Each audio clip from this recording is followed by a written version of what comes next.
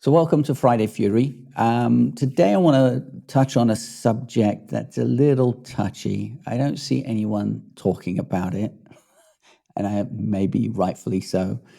But it's something that kind of irritates me, not for me, but basically for you. And I'll explain what I mean.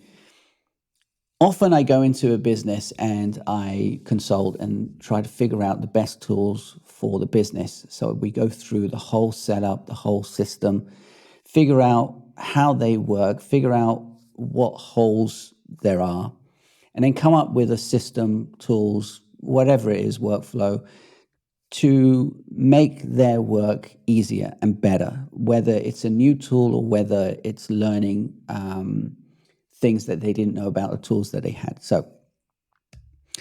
But the friction sometimes I get is not from the business owner, the CEO, whatever you want to call it, but from the employees via the owner.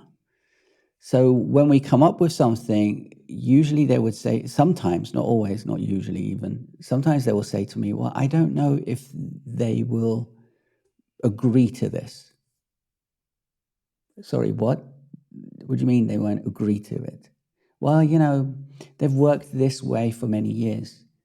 Yeah, but why did you employ somebody like me to come in and help you if you think that it's not going to work? First thing. Second thing, why are you listening? Why are you listening to your employees dictating to you how they want to work? If we've now done our session, we've found that it's a lot more productive to do it this new way.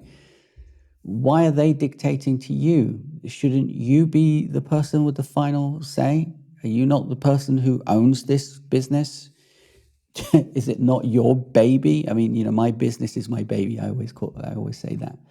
So I'm always baffled as to now. Don't get me wrong. You have to look after your employees, and your employees have to be happy, etc., etc. But there are certain things that you need to do. It's your say. It's your final word. You shouldn't be kind of press ganged into working their way if we've just done all this work with them, figuring out that this is the better way of working. So don't be press ganged or forced into being told by your employees what's best for your company. I think that's wrong. Obviously, you're employing these people to do a specific job, and they know their job. They probably know it better than you and I.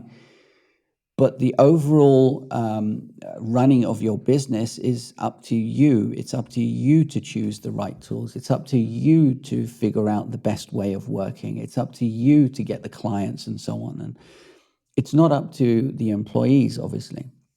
Again, it depends on how big the company is and so on. My, business is like 1 to up to 5, maybe 25, 26 people, so when you're dealing with such a small business, you're generally running the business. You're generally the person that comes up with the systems and the way you work. And then you employ the employees and they carry on with it.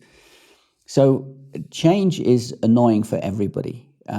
So if the issue is employees don't like change, well, I'm sorry, but it's, again, your business and you have to change if you want to be more productive, if you want to save time on certain things, if you want to make things easier for your clients.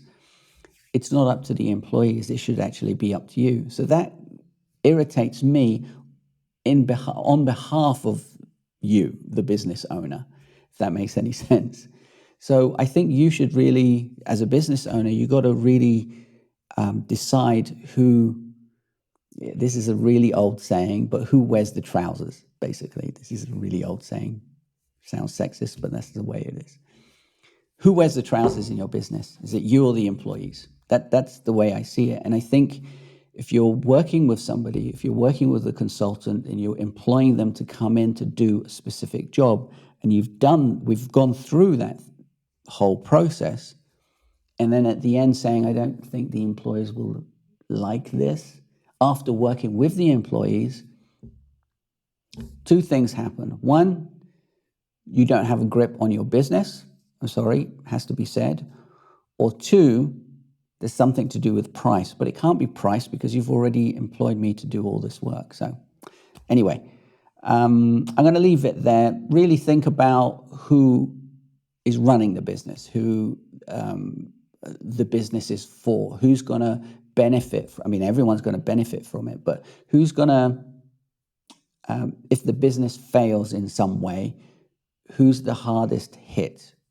Obviously, the employees will probably lose their jobs or whatever, but let's not go down that route.